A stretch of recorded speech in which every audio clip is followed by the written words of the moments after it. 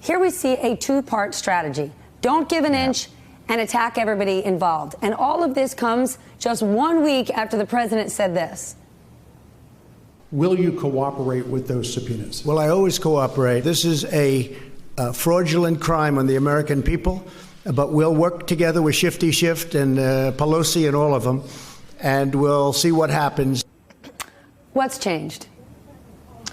Well, Steph, the president and the White House have effectively declared war against this impeachment inquiry against the House Democrats, and they're fighting it entirely, almost entirely on process matters. So they're not arguing, we don't hear them arguing anymore at least, that there was really, litigating the conduct of what the president did on that call with Ukraine. Of course, the president maintains that that was a perfect call, but they're focused on the process. They're focused on the whistleblower. They're focused on the things that Chairman Adam Schiff has done. They're focused on the way in which the Democrats have gone about beginning this impeachment inquiry without that vote on the floor. Pelosi sort of used her own authority as the Speaker of the House to initiate this inquiry, and they're trying to undermine it, it seems, in the minds of the American people, even as polling shows the American people are more and more supportive of this impeachment inquiry.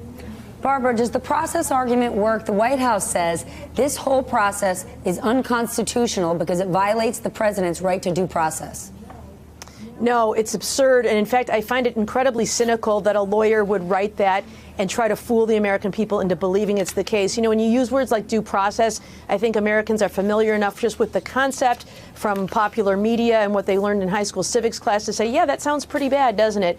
But when you look at what he's arguing about, he says the president's entitled to due process by calling witnesses and cross-examining witnesses. Yes, that's all true. But that occurs at a trial. And that would occur if the president were impeached and proceeded to trial before the Senate.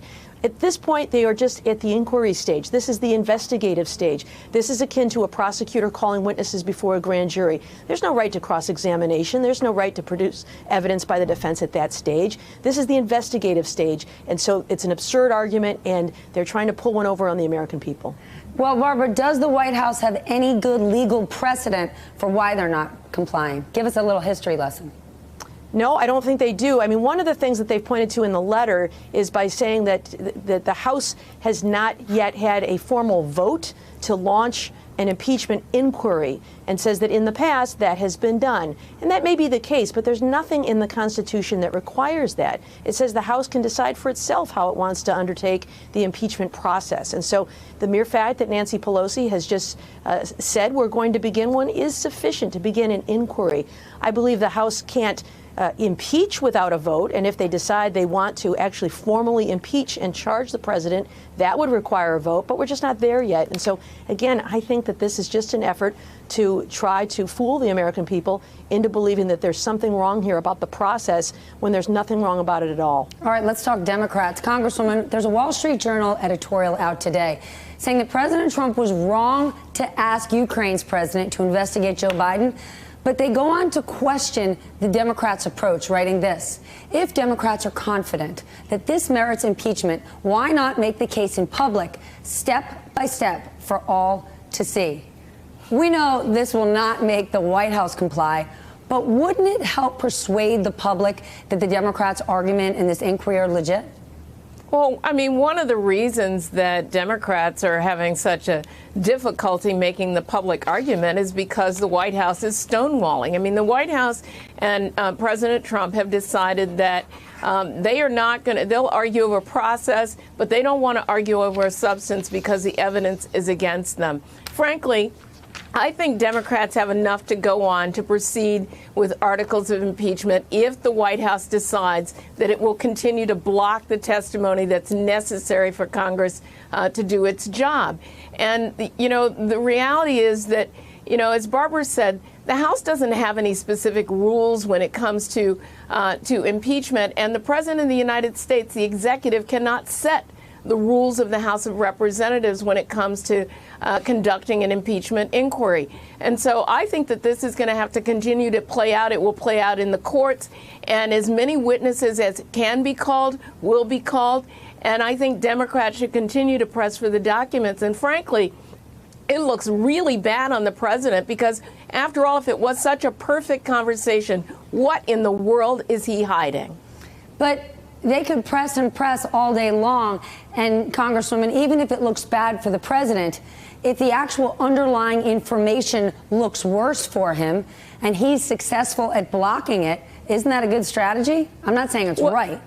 Well, I mean, I do think that, look, we all know that court proceedings can drag things out, and clearly the president wants to do some of that. But I think at the end of the day, the Congress is going to win, the House is going to win in the courts when it comes to bringing forth witnesses and documents, and it may take some time. I think the House should also begin to use its strong enforcement powers by fining some of these witnesses for not showing up when they're issued subpoenas. I mean, that is, a clear violation. None of us would be able to not show up in court if we were subpoenaed to come before a grand jury. And that is exactly what the White House and the administration are doing. And Congress needs to play hardball here.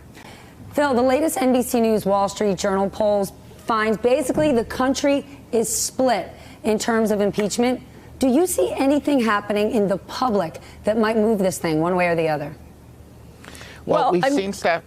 Phil? We've seen stuff slowly over the last couple of weeks. The public polling has shown a slight uptick in support for the impeachment inquiry, but the public is still trying to understand everything that's going on here. We're learning new facts and new discoveries by the day in this case. I mean, it was just last week when the president called for China to investigate Joe Biden as well. That was a new dimension to all of this. And so I think the polling is a little bit of a question mark at this point.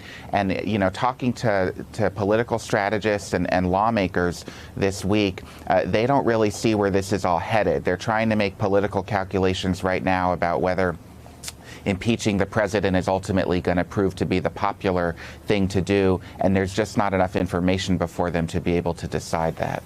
Barbara, does the Supreme Court have a role here in breaking the deadlock between Democrats and the administration? Well, it could. If one of the methods of recourse that the House has is to hold these witnesses in contempt and then file lawsuits to try to enforce these subpoenas, that would work its way through the court, first the district court, then the Court of Appeals, and ultimately it could go to the Supreme Court. We saw that happen in the case of U.S. versus Nixon, when President Nixon refused to produce the tapes that he knew were damning, and it could be the same thing that is happening here, that the president is going to try to stonewall until he's forced by the courts to produce information. Of course, the strategy that President Trump might be employing here is to delay, and if he can delay long enough to get past the November election, he may consider that a victory. Congresswoman, I want to go back to something you just said. You said Democrats really need to play hardball here. Is it hardball? Or is it a completely different game? Because Republicans now have a counterattack, an offensive, where they're saying, let's bring Rudy Giuliani to testify before the Senate Judiciary Committee. And let's remember, it was 3 days ago. Rudy Giuliani was on CNN talking about affidavits, holding them in the air. Well, what he was actually holding was a right-wing conspiracy theory blog. Do Democrats need to play a different game given what they're up against? Well, I mean, look, Rudy Giuliani is a private citizen. He doesn't enjoy the kind of immunities and protections that some of these other witnesses do. And frankly, if Rudy Giuliani shows up at the Judiciary Committee, he's going to lose his argument when it comes to being forced to show up in front of the House of Representatives. Hey there, I'm Chris Hayes from MSNBC. Thanks for watching MSNBC on YouTube. If you want to keep up to date with the videos we're putting out, you can click subscribe just below me or click over on this list to see lots of other great videos.